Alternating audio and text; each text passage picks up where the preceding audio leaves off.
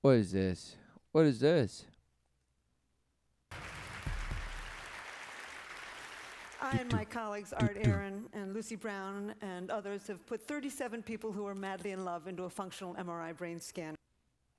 Into a functional opposed to a dysfunctional one. Because yes, into a functional one. I would think that would be assumed if you said we're putting in an MRI machine, but you had to make that distinction. Thank you. And now what? As you speak into your automaton, what? 17 who So we fried them, we cooked them, and now we know. are happily in love, 15 who had just been dumped, and we're just starting our third experiment, studying people who report that they're still in love after 10 to 25 years of marriage. So this is the short story of that research. Well, the short story of it. Okay, give us the gist. In the jungles of Guatemala in Tikal stands a temple.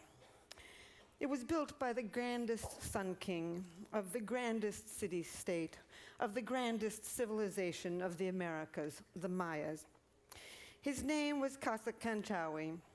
He stood over 6 feet tall. He lived into his 80s, and he was buried beneath this monument in Oh, beneath this, right? All bash, of course, because he was over 6 feet tall. Yet all the most of these little doorways are little tiny 3 feet tall, this side to the other. What is going on?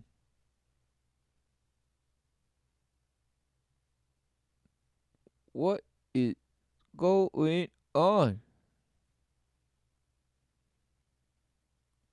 Basically, we have these things that we are told a narrative that is hilarious. Pure, just story. Story time, everyone. Gather around. Because, of course, it's hidden in plain sight, yet you don't see. Even though you're there and you visit and you go and you climb up and you take pictures, no, you don't see. 720 AD. And Mayan inscriptions proclaim that he was deeply in love with his wife. So he built a temple in her honor facing his. And every Right, so the story goes. spring and autumn, exactly at the equinox, the sun rises behind his temple and perfectly bathes her temple with his shadow. Are you going to say it's the moon temple and the sun temple all of a sudden? And as the sun sets behind her temple in the afternoon, it perfectly bathes his temple with her shadow. After 1,300 years, these two lovers still touch and kiss from their tomb. Aww. It's just like the so many so-called myths have so many past stories like that. Of course, who knew? And that's how Glooscap and all these seasons and that and this and the other and who knew about the winds and that and the ice queen and all this and summer and this and ice and fire and bash. Around the world, people love. They sing for love, they dance for love, they compose poems and No, this is what you say it is. Love is unconditional. So you're mistaking worship because you can sing and worship, you can dance and worship. Who knew? Who knew you could live in worship? Who knew?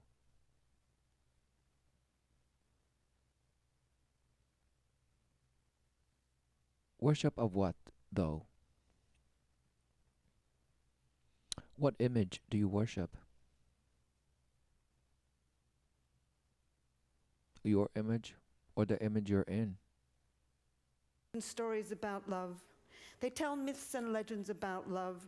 They pine for love, they live for love, they kill for love, and they die for love. As Walt Whitman once said, he said, "Oh, I would stake all for you." Anthropology Oh, of course. She had to drop that name, Walt Whitman. Who gives a bash? All because it was popularized by some past show. But otherwise, it would remain some occult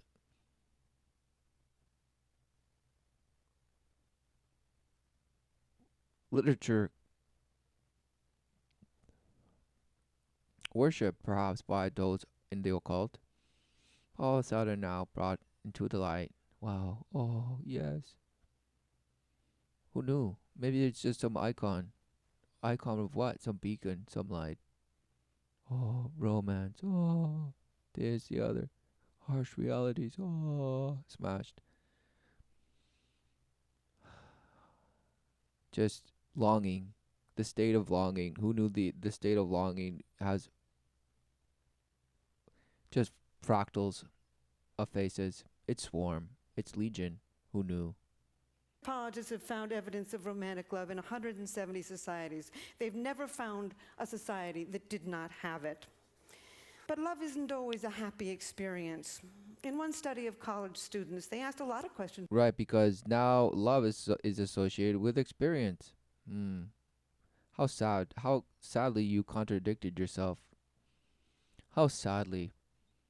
Because first you mistook it for worship, and now you mistook it for what? Experience.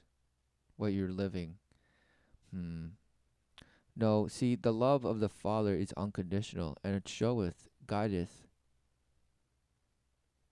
and protects you.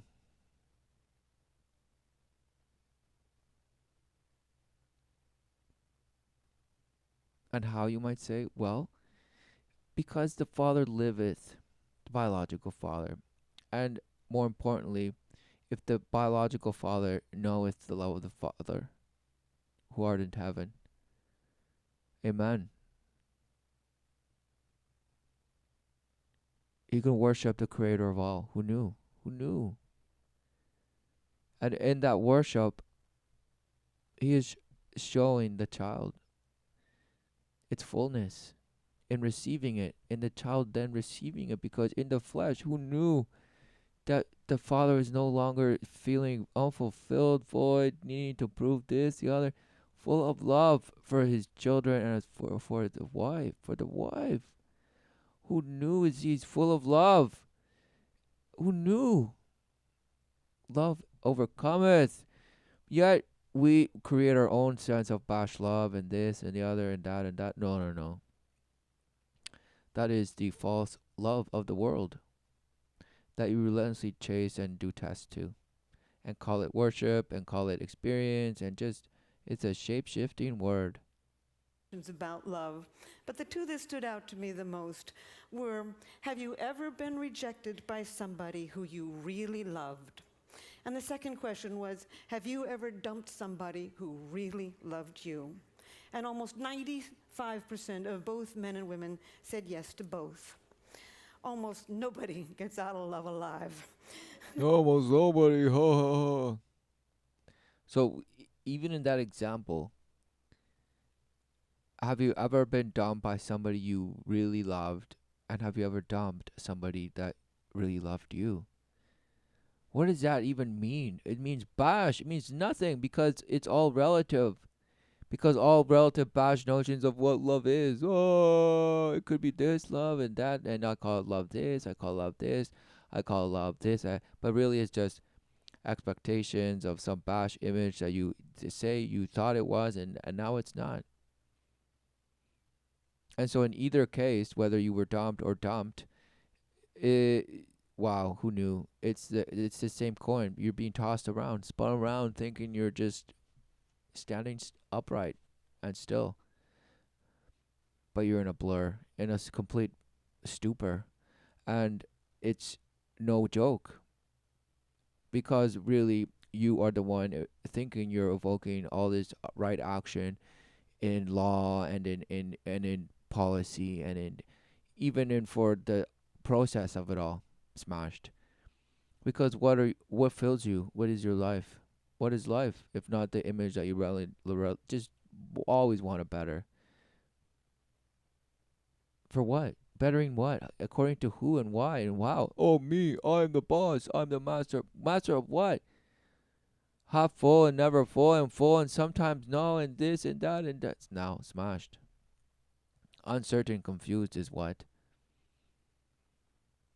Being sunken deeper and deeper into the abyss, worshipping the light. worshipping the shape-shifting ways of the world and how you can get your peace and your image boasted, swelled up like a hot dog. So before I start telling you about the brain, I want to read for Oh, you the what I brain. think is the most powerful love poem on earth. Because There's that's other love love, the poems that are, brain. of course, just as good, but I don't think this one can be surpassed. It was told by an anonymous Kwakiutl Indian of southern Alaska to a missionary in 1896. Oh, it could. Here it is. I've never had the opportunity. I've never had this opportunity. Thank you. I want to thank everyone just relentlessly and thank you. This is an anonymous by some bash in some year that you think is that year and it's okay. But here goes. To say it before.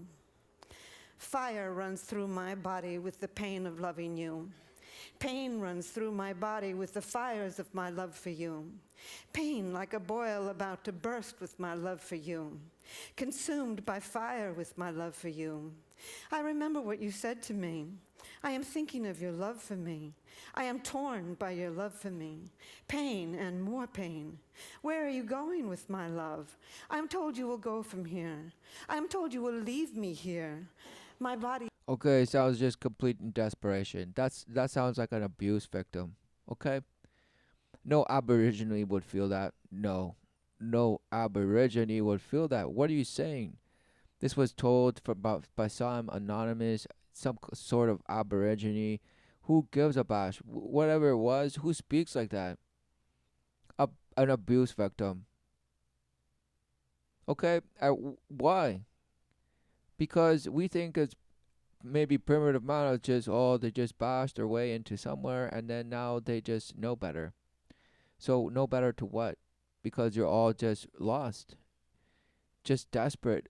You said you love me. You said you. I gave you everything. I gave you my body, my youth, everything. Oh, you, and now you abandon. It's just abandonment. It's just relentless victimhood smashed because they claim themselves ignorant of why I didn't see this coming. I didn't see it coming. Oh, it's just demolished, just wrecked, just demoed in half a split nothing. Okay, and then reconstructed some way, and now you're out there smashing because I'll show this is inspired me to be a better person. Just smashed. No.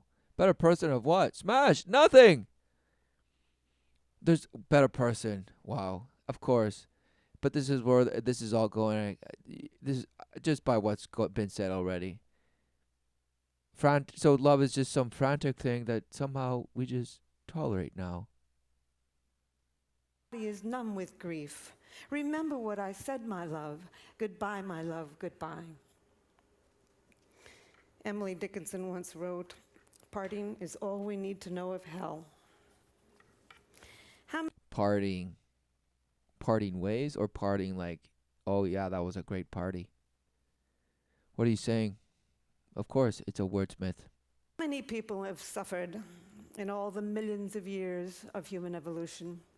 How many people around the world are dancing with elation at this very minute? Romantic love is one of the most powerful sensations on earth. So several years ago, because it's the carpet that just flies you away in the air and promises you false things that you relentlessly chase down the rabbit hole, and you're late for the very important date that never happens. But when it does happen, you think it will happen, and you've had tastes and snippets, and it's always getting better. Smashed.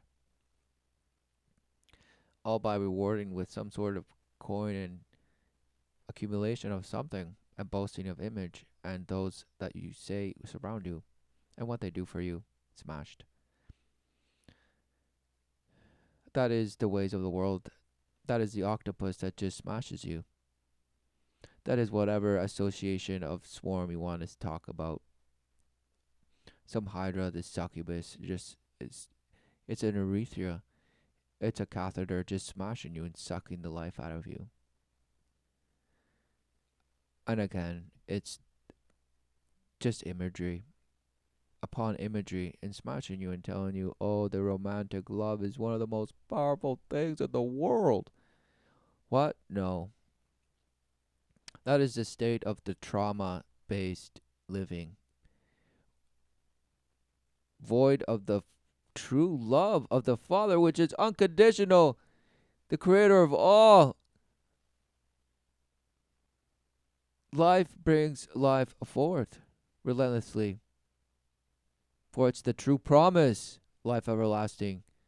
But no, you see yourself as just some bash dust that's just roll kicking around, some hamburger on some sticks, and it's just feels good. And somehow it's just firing away little triggers of who knows, some kind of electricity, you bash call it, and it's just there. And it's just there, and it's just there and smashing, smashing, just somehow getting older. And it'll just decay. So what are you talking about? No. Life is relentless. It's fine tuned. Do you see? No, you don't. You're blind. You're defiled. You hate life. You hate your life, so that's why you try relentlessly to purchase and buy your way into some abyss. Just you're hung. You're guillotining yourself for what? Boasting glory, legacy for what? No. Life is to be lived, endured, and for things to be overcome, not to be perpetuated or to just keep stagnant. For what purpose? The gain of man? What a shame. Decided to look into the brain and study this madness. Our first study of people who are happily loved has been widely publicized, so I'm only going to say very little about it. We found activity in a tiny little factory near the base of the brain called the ventral tegmental area. We found activity in some cells called the A10 cells, cells that actually make dopamine, a natural stimulant, and spray it to many brain regions. It's in your third eye, everyone. It's in your third eye. It's the basal P. It's the P in the princess and the cushion. It's so tiny, but it feels it and it blasts everything. Indeed, this part, the VTA, is part of the brain's reward system. It's way below your cognitive thinking process. It's below your emotions. It's part of what we call the reptilian core of the brain. Oh, the reptile. So even the reptile knows how to love. Is that it? Ah, what a shame. What a shame. Associated with wanting, with motivation, with focus, and with craving. In fact, the same brain region where we found activity becomes active also when you feel the rush of cocaine. Of course, they couldn't wait. So everyone just go out there and do coke. Because that is true love. But romantic love is much more than a cocaine high. At least you come down from cocaine. She's like, yeah, everyone does that. Yay. Everybody knows. Chuckle, chuckle, ha, ha, ha. Well, numbers would say, yeah, sadly, that is true. Yet, the life that you're living is showing you something, but you abuse it and use it. And so then you make little calculations of this, of how you abuse and use it, and this and that and this, and now it's that. Wow, what a shame. A romantic love is an obsession. It possesses you. You lose your sense of self. You can't stop thinking about another human being. Somebody is camping in your head. As an 8th century Japanese poet said, "My longing had no time when it ceases. Wild is..." My longing had no time. What ceases? What a bash. No, just, of course, just enveloping. Why don't you really talk about what it is? Love. Who knew that man is here to love? The Father. Know the love. Wow, express it. How? Wow. The only way how? Loving his wife. And his the children, guiding them, showing them what it is that a man does. He loves his wife. Wow. Just relentlessly. Wow. In truth, because he's full, he gives the family protection under the truth. He will never lead them astray. Never.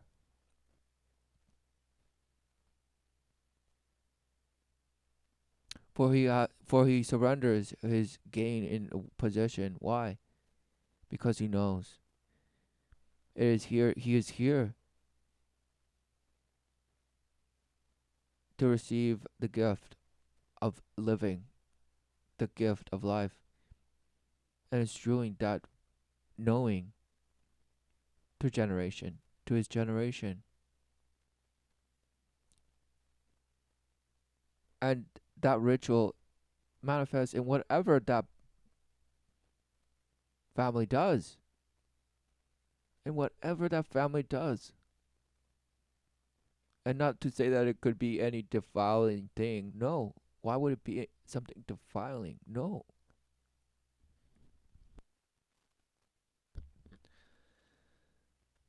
Is love. And the obsession can get worse when you've been rejected. It it is perceived as obsession because it is, in a sense, of the ways, the love of the world. Because see, the love of the world is to be chased.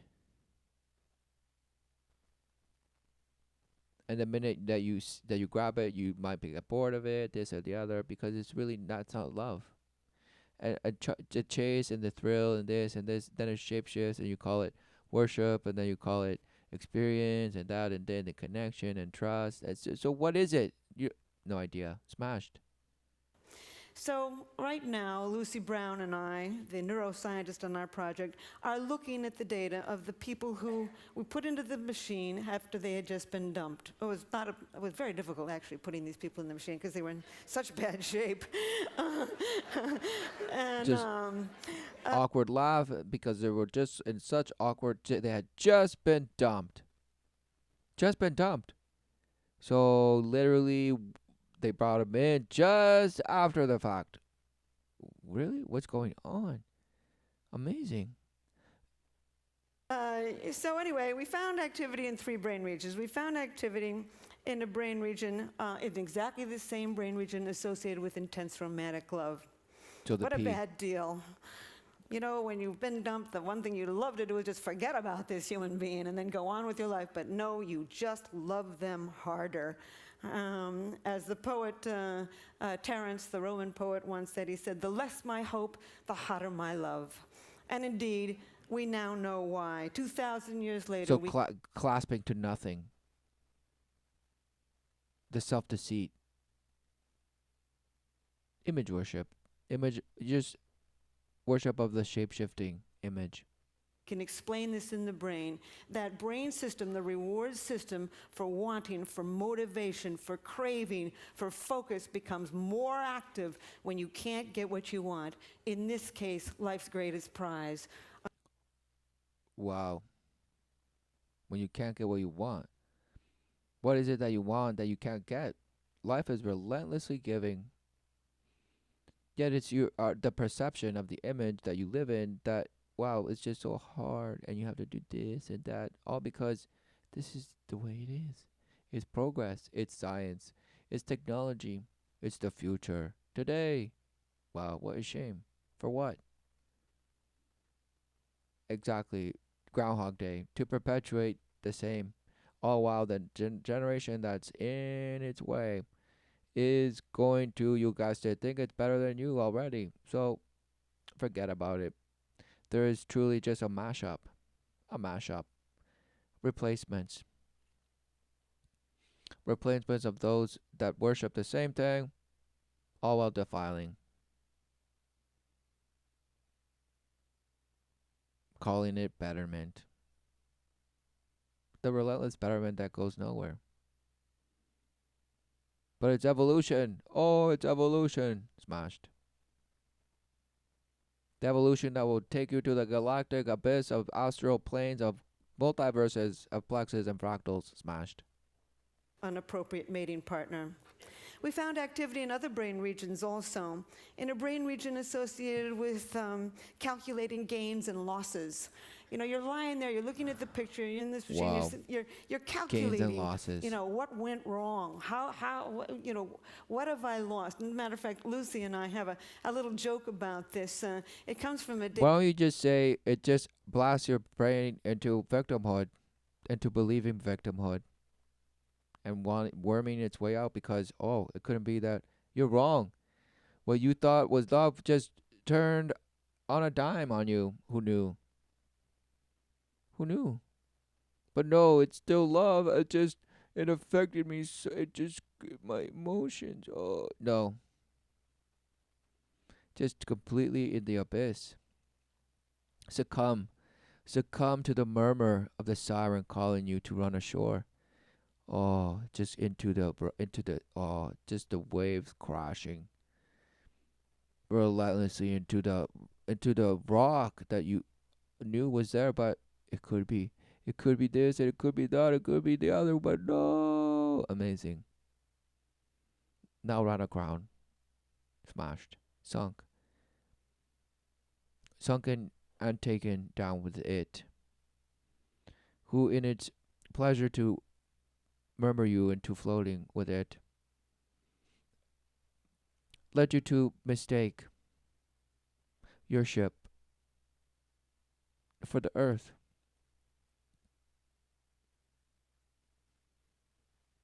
The earth is none of your creation.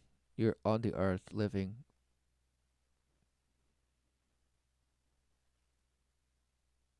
And the earth brings life forth relentlessly. Who knew? And women are the mothers of life, of all life. Who knew?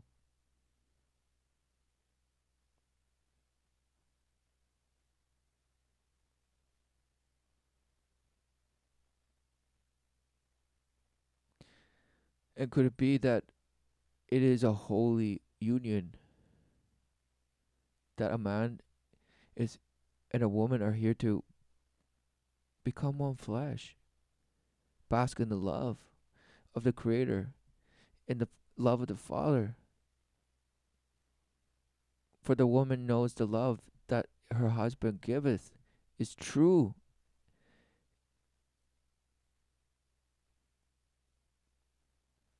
And why would that ever lead her astray? Why would that ever lead her astray? When her husband is there relentlessly, showing, living, guiding.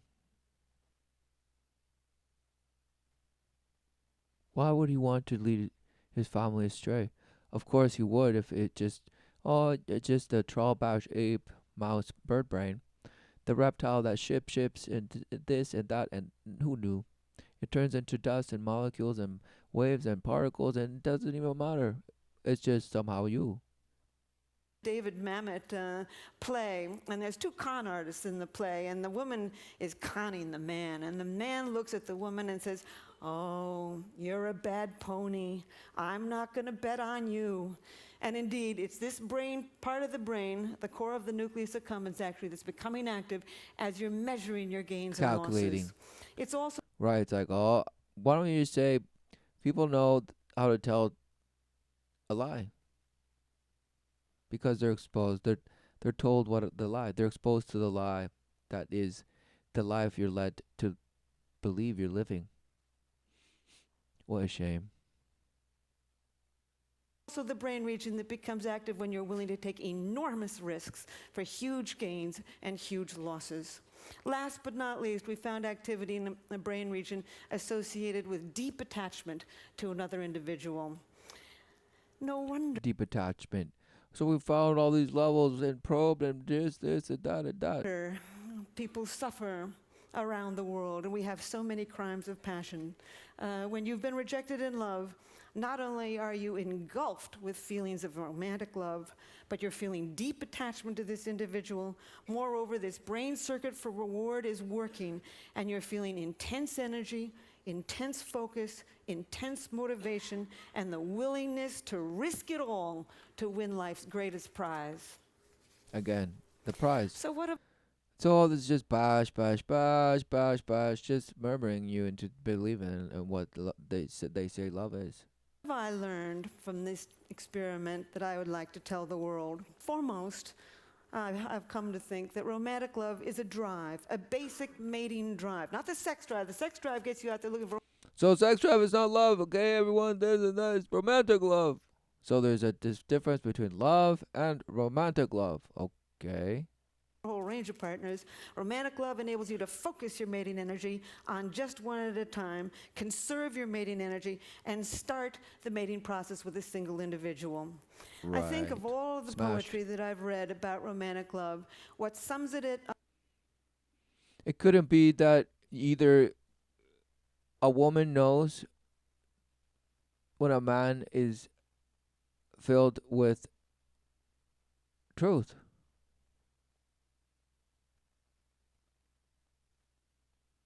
or sees the truth with her, and they know that that's the way together.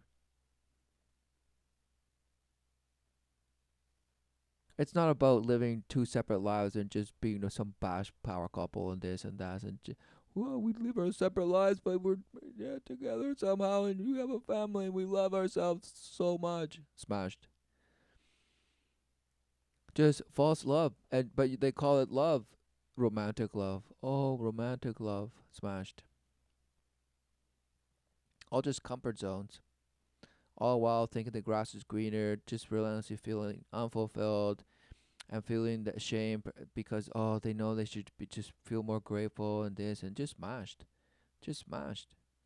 because they say well of course this and that and this and wow it's maybe I'm not seeing this and this wow no, your lost child in the woods just relentlessly getting defiled, all because you think yourself a void of the Father's love. You think there's no such thing, and that's why you relentlessly chase dragons, injecting needles into your abyss,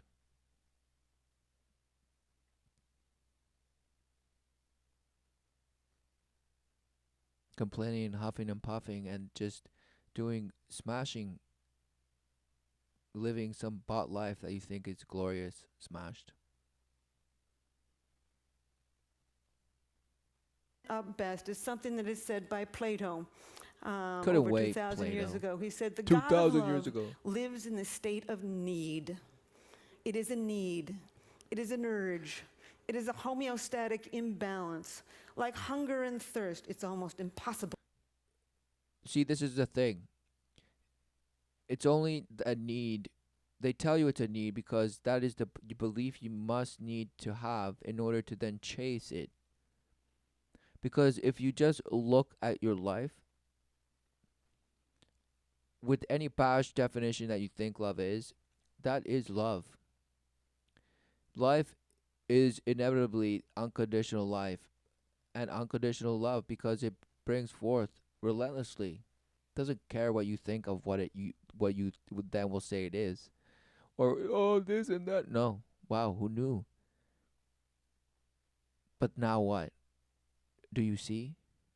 Or do you now continue to want to rearrange the furniture and call it your image and blast and this and manipulate and control and distribute and organize and deorganize and this and that and smash? No, smashed. It's a spiritual battle. And it's clear those that have chosen the image of perpetuity smashing it's just the crash test dummy. Groundhog Day. Those that worship Groundhog Day and those that worship the creator of all and the image that we're in that he created. And only the Father reneweth all things. Who knew? Not man.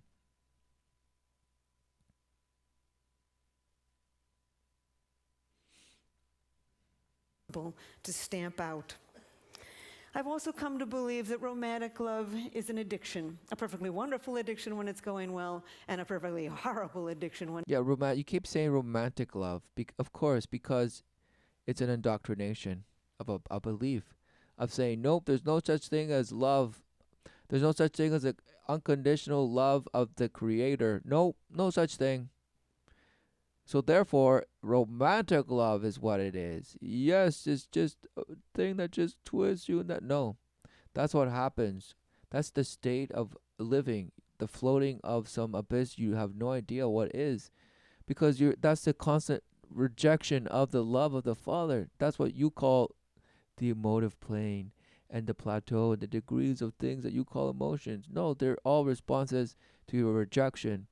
This need that you say exists. No, that's all because in order for you to believe in yourself, it must be that it's a need. But no, believe in the Father. Believe in the Word of the holiest, the highest of all. Who knew? Not some poetry of some bash. it's going poorly. And indeed, it has all of the characteristics of addiction. You focus on the person, you obsessively think about them, you crave them, you distort reality. Your willingness to take enormous risks to win this person. And it's got the three main characteristics of addiction: tolerance, you need to see him more and more and more.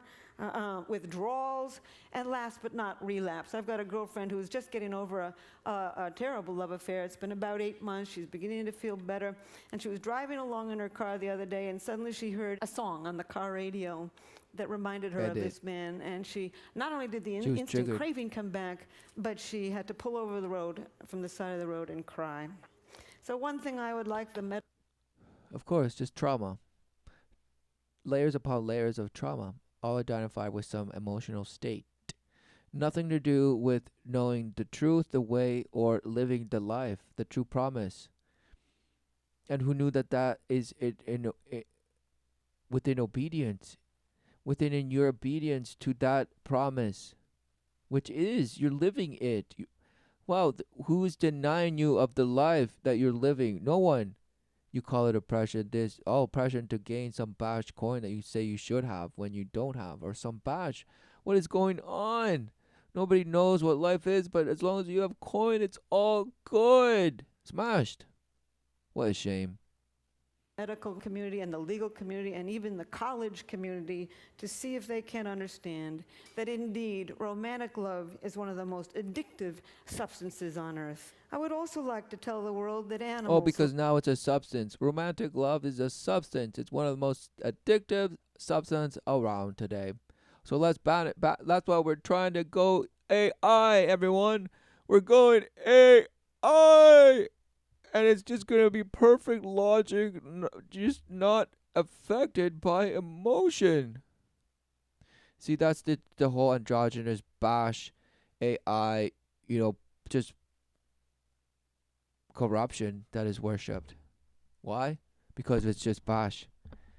It promises you some state of betterment, which you see yourself as being, oh, of course, I'm just so hampered by my emotions. If I could just get rid of them, or only feel the ones that I want to feel. Smashed. Love. There's not an animal on this planet that'll copulate with anything that comes along. Too old, too young, too scruffy, too stupid, and they won't do it. Unless you're stuck in a laboratory cage, if you spend your entire life in a little box, you're not going to be as picky about who you have sex with. But I've looked in 100 species, and everywhere in the wild, animals have favorites. As a matter of fact, ethologists know this. There's over eight words. Exactly. Who knew? But now it's just everyone getting with everyone. And even that you believe you're about trawled half ape. So what's going on? Even species, as you call them, are selective. They have favorite. They have the way of just finding a mate. And it's not just quote unquote settling or just doing it with anything that passes. words for what they call animal favoritism, selective proceptivity, mate choice, female choice, sexual choice. And indeed, there are now 3 academic articles in which they've looked at this attraction, which may only last for... Why do they call it so many things? Exactly. Because they're trying to get you to just believe it's something other than what it clearly is. It's life. Wow, who knew? And life bringeth forth relentlessly. That's why you're here. Because whatever the backstory was why your parents had sex, the fact remains they had sex and they made you. Now, of course, it matters because that's the process. That's the generative aspect of man in this state that we call the flesh. Yet, do you do everything to just orchestrate and manipulate and hold fast to maintain the image of that which you perceive around you and how others might come to perceive you based on what they know from you and what you show and this and that? For what? What is that? What is that? What is? No, that's not life. Because clearly that's not what this is. Okay. And life shows you everywhere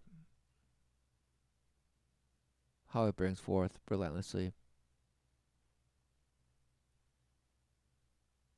Yet you must put it through MRIs and this and just blast it and show light and this and forms an image and graphs with lines and this and that. Now it's that. For a second, but it's a definite attraction, and it's either the same brain region, this reward system, or the chemicals of that reward system are involved. In fact, I think animal attraction can be instant. You can see an elephant instantly go for another elephant, and I think that this is really the origins of what you and I call love at first sight. Of course, because who knew that there's things in life that man does not understand and it's not for man. Why does man think he's God? Wow. Why would man think, because now man is self aware. Man is aware of what man is.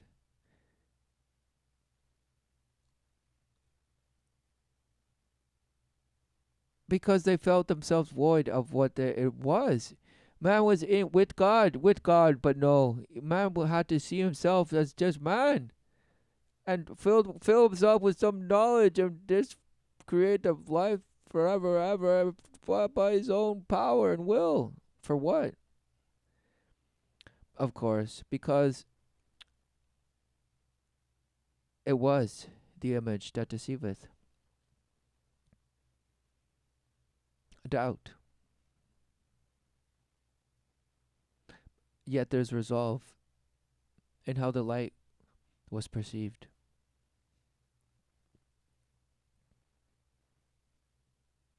And how it will and is filtered. Who knew?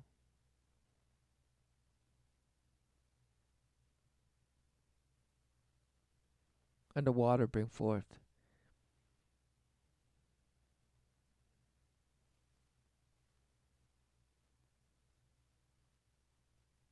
The memory of the book of life. Who knew? That is the book of life. For only the Creator knoweth. Who knew? It is for us to see. Because we denied, we refused to see. Meaning, we doubted. And in that, we saw ourselves.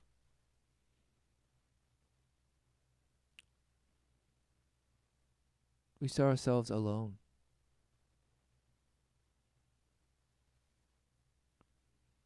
Void of the love of the Father, void of the truth, and void of the life. The true promise. Now to live a mortal life of what? Because that is what life is to you now. An uncertainty that perishes, but what it generates now. Also you could see the witness come, return.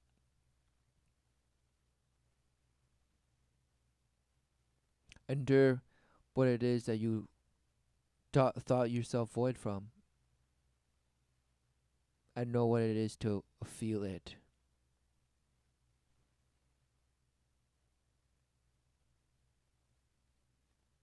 Because truly, certainty and the love of the Father is not a feeling, it's a certainty, it's faith.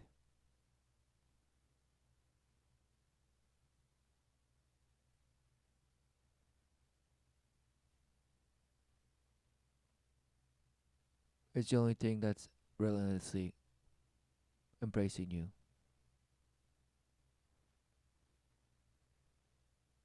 Despite your so called actions. Yet, in that unconditional love,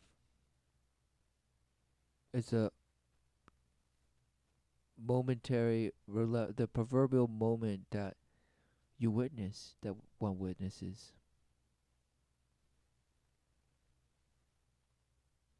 which is part of the resolve to filter. And no one judges but the Creator, but the Father. Of course, there's a resolve.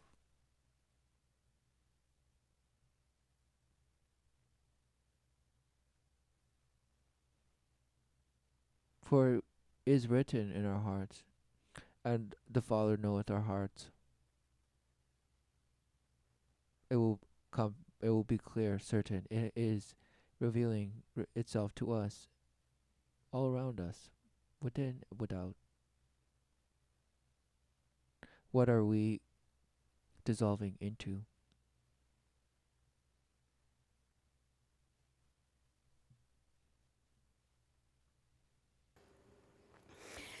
People have often asked me whether what I know about love has spoiled it for me.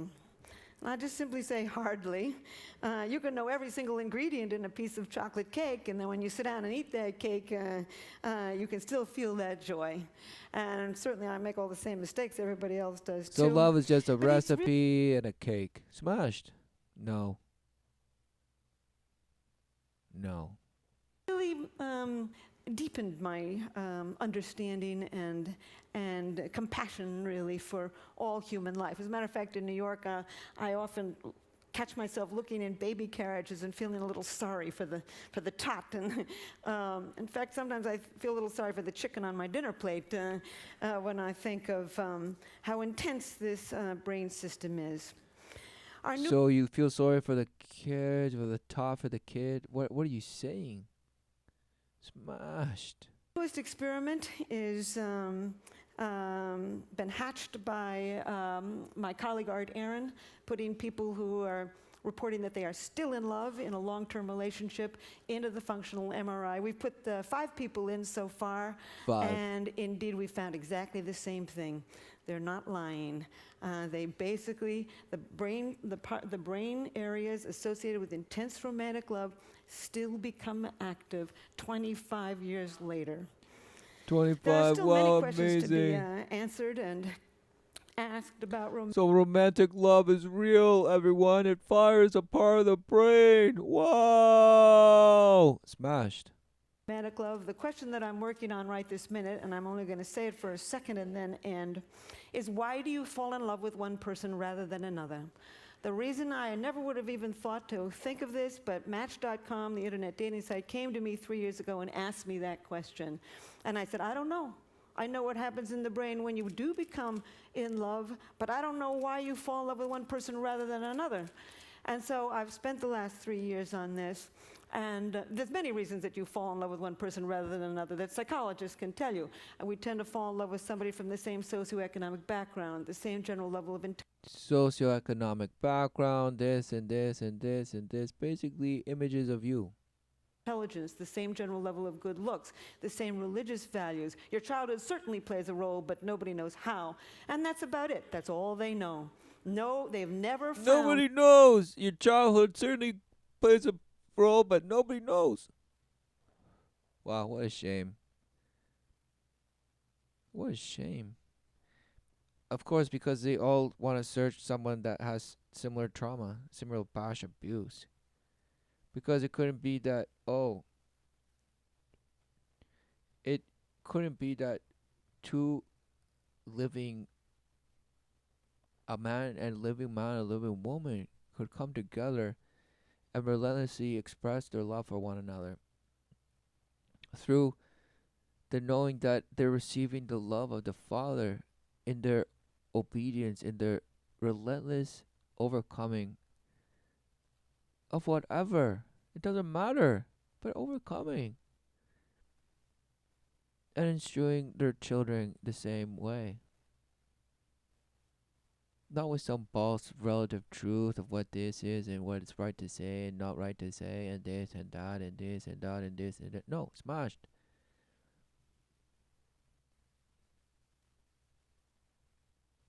Who knew?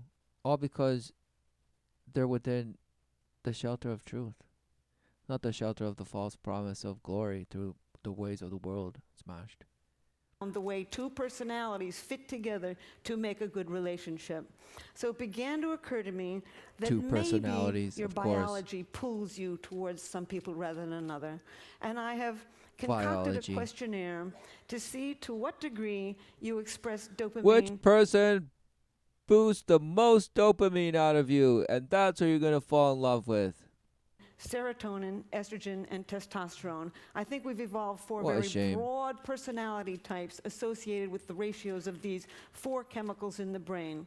And on this dating site that I've created called chemistry.com, I ask you first a series of questions to see to what degree you express these chemicals, and I'm watching who chooses who to love.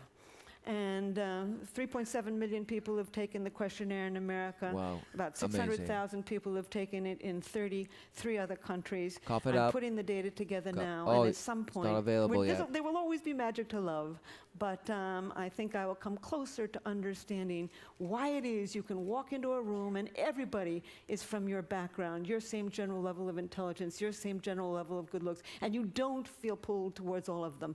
I think there's biology to that. I think we're going to end up in the next few years to understand all kinds of brain mechanisms that pull us to one 2008. person rather than another. So I will close with this. Oh, that was These important. are one person next few years to understand all kinds of brain mechanisms that pull us to one person rather than another.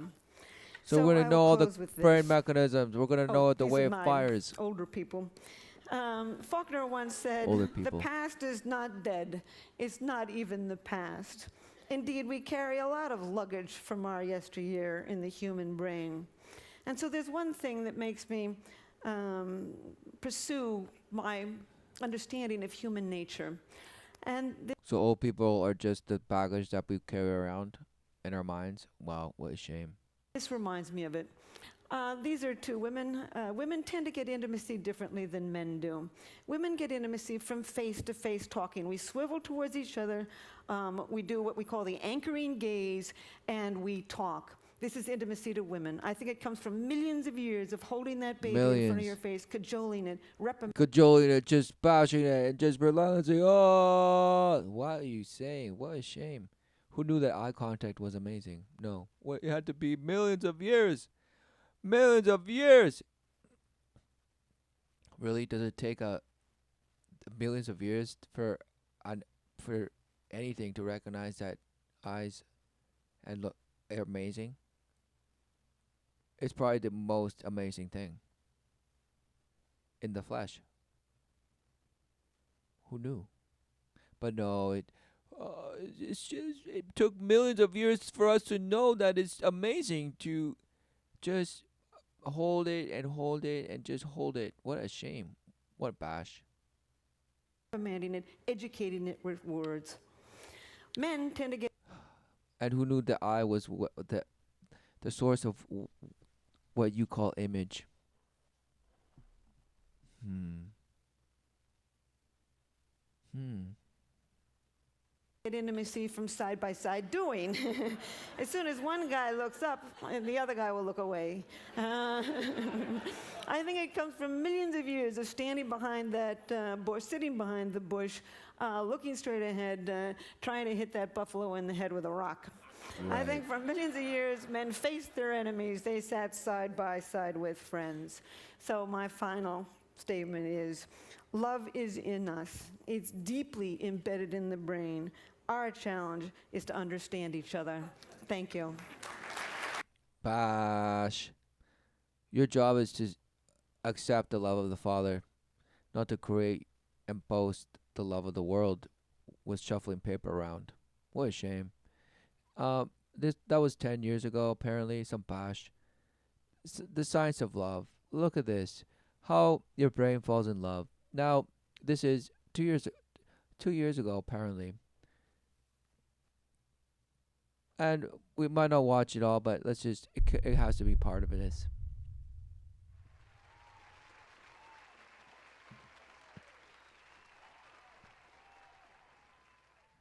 How does your brain fall in love?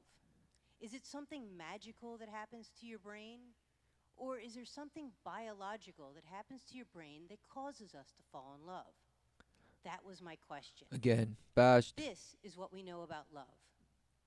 We know that certain neurotransmitters increase and some drop. Your So that was what they know. This is what we. So let's take a look. This right off the bat. Amount, this much. Time, that much. These bash lines are testosterone men, serotonin, testosterone woman, cortisol, oxytocin. So they're just naming off some bash hormones, just chemicals, just bash, just things in your body. Apparently, just like the relentless galaxies in my brain. So again, let's go. Falling in love, and a big question mark. Oh, how do they all relate? Falling in love, and it will dictate the amount of all these things, right? This is normal. Smashed. that certain neurotransmitters increase and some drop. Your cortisol level, the stress hormone, increases, causing you to feel nervous, while your oxytocin level increases, causing you to feel amorous. A woman's testosterone goes up, causing her to be more aggressive, while a man's drops, causing him to be more passive. And in both, their serotonin level drops, causing them to be a little more obsessed. And although we know what happens, we don't know how you get there.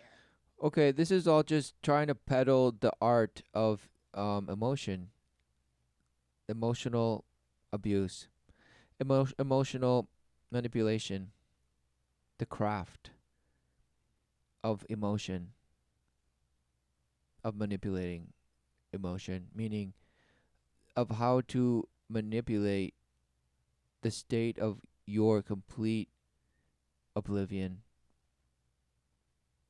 and how it tosses and turns inside of you in inner conflict relentlessly. And this and that, and then you think things make you feel good, and things make you feel bad, and this, and oh, it's just smashed. No. And things that just thrill you and thrill you, that's love. And just things that feel so good and just both. No. What a shame. There are certain chemical processes that happen, including the tipping point where you have an increase and also a enzymatic reaction where you have a subsequent decrease. Oh, of course, because now it's just activation energy without enzyme, activation energy with enzyme, and this and that. Look, it just boosts more and this and just free energy. Look, who knew there was free energy? And the progression of reaction just up and down, up and nowhere, and this and that. And there's some correlation and some standard and deviation and rising and now this and abbreviations and now triangle G, the change in G. Yay! Smashed. Either of these would fit nicely into that missing section. So I was pondering this. and I just happened to be on vacation. I was visiting my family, and I have a cousin who is a PhD in biochemistry. So I decided to use the opportunity to pick his brain. I told him what we knew about, or what I knew about love, and I said certain neurotransmitters go up, certain ones go down. I think it may be biochemical. I looked at him, and he gave this expression of plausible. I said some may have a tipping point reaction. He said plausible, What is or looked this? plausible. What is this? And then I said others may be enzymatic with a subsequent decrease. Again, he gave me the facial expression of plausible. He's not a big talker, so I thought this was going really well. But before I could formulate my next question, my then 95-year-old grandmother spoke up, and she said, "You youngsters don't know anything about love." And I was shocked, and I said, "Yeah, I know, that's why we're talking about this." No. It's because who knew? 95-year-old. She's lived through almost a century. And did their parents sell them into the bash way of the world? Well, that's what they would lead you to believe. But who knew? Who knows? Maybe they know. Maybe they know what love is. Maybe they do live by the way of the love of the Father and the bringing forth of life through the mother, through the woman. Whoa, who knew? No, it has to be. That's why we're talking about it, because we don't know anything about it. She said, "Your problem is you young girls jump into bed too quick. You fall in love, but a boy doesn't fall in love that way." And I kind of looked at her and I said, "Okay, let's talk a little bit more. How does a boy fall in love?" And she said, "Back in my day, a girl knew if she wanted a boy to fall in love with him, she couldn't sleep with him right away." Now, I had heard that stuff before. There was things like the 3-date rule. The 3-day rule. This okay. So who knew that a woman exactly? But the promotion today is just sleep with as many people as you can.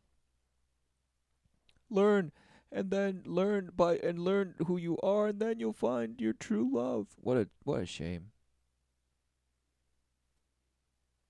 What a shame.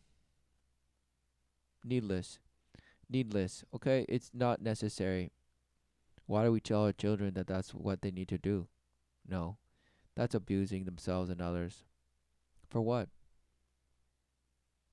A person that grows with the truth will know, and they will just inspire that, and who know, find a mate for life. Who knew? But no, they must go there and just test it out, test drive, and just test drive relentlessly. What a shame. And you call that liberty? Liberty of what? To rebel, exactly. Just open rebellion. The open rebellion. Who knew? Rule. There's the 90-day rule from Steve Harvey's book, Act Like a Lady, Think Like a Man. But I always thought those were anecdotal. I didn't think there was any science behind it. So I looked over at my Science. cousin. His face no longer said plausible. But I decided to continue with my grandmother because the date, the question was the date. I said, "How long do you need to wait before you have sex?" She says, "You wait until you have sex until he falls in love." Like, okay, well, Granny, how do I know when he falls in love? She says, "Oh, that's easy. You know he's in love when he commits." I looked over at my cousin and I was like, "What do you think?" And he hung his head and he just shook it. He said, "Okay, Granny, it's time to go home." I realized he was not buying any of this, and my research had to continue on it another day. I returned home and I hit the research library.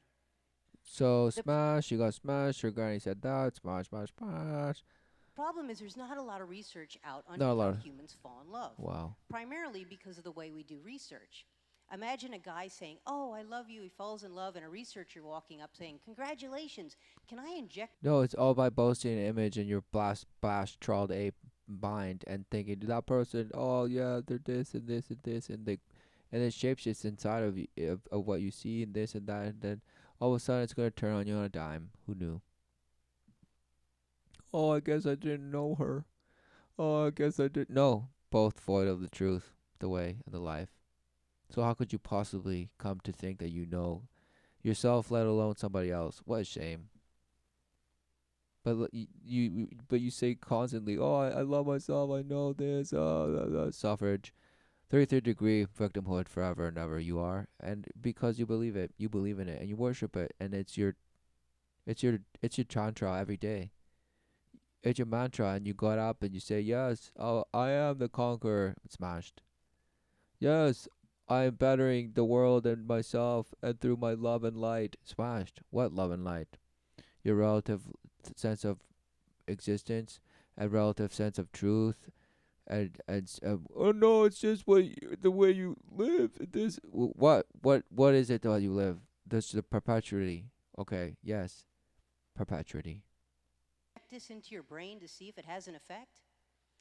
You're not going to get many volunteers. So we had to rely on the next best thing, animal studies. But what animals fall in love? Well, we know when humans fall in love, they show exclusiveness to one person. So they started looking at other creatures that had mated. Bash, prairie voles. Who When a knew? prairie vole finds a mate that they're in transmitters to see what was going on. And what they discovered was one of the first things that increases is dopamine. Dopamine. Couldn't wait. When dopamine increases, and if they block the dopamine, they would lose that loving feeling. So they thought, oh, dopamine. But they knew there was a problem. Dopamine couldn't be with human romantic love because dopamine goes up with a lot of things. It goes up with gambling, chocolate, Cocaine. playing Candy Crush. So it couldn't possibly be dopamine. So they said, well, we know there's another one that's involved in bonding. It's called oxytocin. Right, so they're just swapping around. It could be this one, this one. Oh, it's just like finding the God particle. They're just smashing deeper and smaller and smaller. And this one, it's a co-enabler for this one, and this one's the inhibitor, and this one, this one. It's all wow, it's just smashed. You know nothing. You just call fancy names, have diagrams, and call it biochem.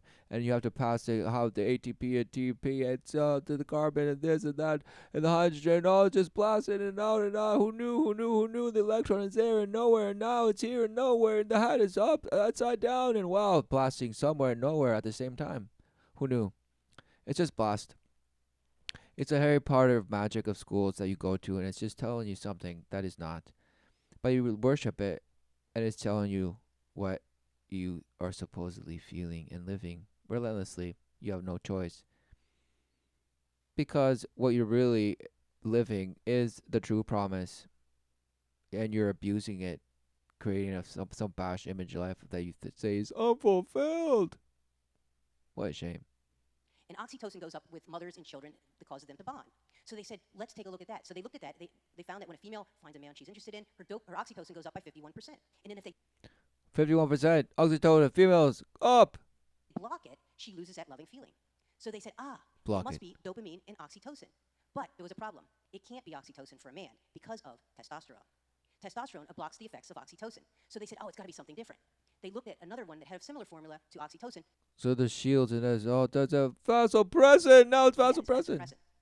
So they did the study again. They injected the voles with, or the vole would meet, they'd have the vasopressin. They inject an antagonist, a chemical block to the vasopressin. He would lose that loving feeling. So they said, oh, then it's got to be dopamine in vasopressin for males and possibly some testosterone because we know that it goes up with that. So they said, perfect. What does that mean for us? Is this applicable? To find that out, I wrote to one of the head of the studies at Florida State University. And I asked, is the vole study applicable to humans? His response is a little embarrassing. He wrote back, of course, Dawn, explanation point. The explanation point is his. I didn't want to write back for further clarification. That was a little embarrassing, so I didn't have to. Fortunately for me, Tiffany Love from the University of Michigan came out publicly, and she said that she believed that the vole studies in human love, romantic love, were the similar. So great. Now, what does that mean? Well, if we look back at the mechanism, we can see that for females, that would mean dopamine increases and oxytocin increases. Well, dopamine increases when we're dating, when we're going to win we're excited, we're going to win the grand prize of love. So as long as you're dating and you're happy and you're dating. So it's the ride that is that what you're saying? the ultimate prize is the love that when you hit that, no. What are they saying? You reach a level because aren't these chemicals just in you? So they're expressing supposedly, and then they're just bashing you, and so now it's just you don't feel it sometimes, or they're not there, or this and that, or this, or that. You have to be touched, or this to evoke, or you have to be told something, this, or you have to see certain things, and this and the other. What are you saying? Bosh, just worshipping some Bosh light look. Your dopamine's going up. Oxytocin goes up. It's called the cuddle hormone or the trust hormone. So when you're kissing, cuddling, having a good time, the oxytocin is increasing. And as you're dating a man and you're learning to trust him, your oxytocin increase. But there's a catch. Oxytocin slowly builds up that way, but it skyrockets at orgasm. In other words, my grandmother might have been onto something. Remember what she said? You girls jump into bed too quick. You fall in love. It was starting to look like the science was panning out from what my grandmother said. So I looked at the other part. How does a man fall in love? Well, if we So it skyrockets with orgasm. look at it, dopamine, of course, if he's having a good time, his dopamine's going up. But how does his vasopressin go up? Vasopressin goes up when a man is sexually stimulated. So if he's dating a woman he's sexually interested in, the vasopressin increases. But here's the catch. Unlike oxytocin, the vasopressin drops when he has sex. So how important is that? Well, I looked into it further. Florida State University ran a study, and they said it's not just the neurotransmitters that are important. You have to have the receptors. And how do you get the receptors? You get the receptors with the presence of the neurotransmitters. The neurotransmitters tell your body to build the receptors. So you have to have the neurotransmitters high enough to build the receptors to then get them filled. So that means it takes So you need the dam before the cart, and the cart before the horse, and the horse, and it just built. Yay! some time. But there was one other thing my grandmother said. You remember, you know a man's in love with you when he commits. Could commitment have anything to do with this? To find that out, I found a study from the United States Air Force. The Air Force followed over 2,000 servicemen for more than a decade, taking various tests. One of the tests that they took was for testosterone. What they found is when a guy comes in and he's single, his testosterone is relatively high. But as soon as he gets married, it drops. Remember what I told you about testosterone? It blocks the effects of oxytocin. Oxytocin is a bonding hormone. So what was the Air Force doing tests on testosterone on a single man and then married man? Interesting. And they say, oh, it's testosterone that they lost when they got married. Or that marriage caused the drop in testosterone. Interesting correlation by the Air Force. So it was kind of looking like it could have something to do with it. But it needed further clarification. Was it marriage or was it actually commitment? They did a study at Harvard University. They took married men, single men, and men in committed relationships. They tested their testosterone. This is what they discovered. Like the Air Force study, the men that were married, single, had high testosterone, where the men that were married had lower testosterone. And here's the catch. The men that were single, or the men that were married, and the men that were in committed relationships, the testosterone level did not differ. That means that the testosterone didn't drop when he got married. It dropped prior when he committed. So that means my grandmother looks like she was right. Women take a bigger risk and tend to fall in love when she has sex, and men tend to fall in love when he has commitment. So that confirms something for me that I always suspected. Not just that women tend to fall in love with sex and men with commitment, something even more important, and that is my grandmother is brilliant. What a shame. So women, don't go around and have sex, until you know the man's gonna commit. What a shame. The only commitment that man has is full service to the Lord who knew. And in that he offers protection from defilement of the ways of the world, so that you may not suffer, and that you may love one another and raise children together. Who knew? To love them as one flesh. Who knew? Which is the love that the children grow up seeing and knowing. Who knew?